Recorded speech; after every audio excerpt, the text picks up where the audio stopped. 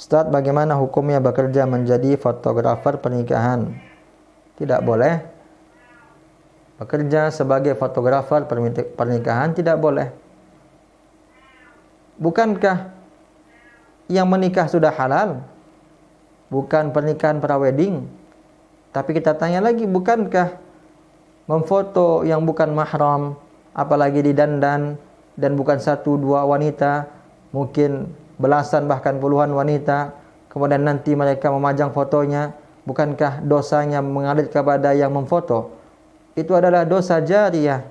Hendaknya seseorang bertakwa kepada Allah, mencari pekerjaan yang halal. Mencari pekerjaan yang halal. Jangan sampai terpedaya juga dengan dunia. Jangan khawatir dengan rezekinya. Allah yang menjamin rezekinya. Kita dahulu ketika berada di dalam rahim ibu kita, Allah Ta'ala memberikan rezeki kepada kita. Padahal ketika itu kita tidak mampu berbuat apa-apa. Sekarang Allah telah lahirkan kita ke dunia yang fana ini. Apakah kita tidak yakin dengan rezeki Allah? Padahal kita mampu melakukan banyak sesuatu, tentu dengan izin Allah Subhanahu wa taala. Maka siapa saja yang masih menggeluti dunia ini, dunia fotografer, kita nasihatkan agar bertakwa kepada Allah Subhanahu wa taala dan yakinlah bahwa hasil jerih payah yang didapat tidak akan berkah dikarenakan ada maksiat di sana. Di antara maksiatnya adalah bercampur dengan yang bukan mahram, berikhtilat, campur baur. Kemudian di antara maksiat lainnya adalah mendengar musik, karena biasanya dalam pernikahan ada musik.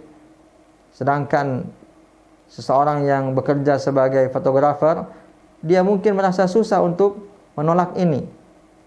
Dan sudah kita sebutkan pada pertemuan sebelumnya bahwa ar-radhi an ma'siyatin fahuwa syarikun fil ma'siyah.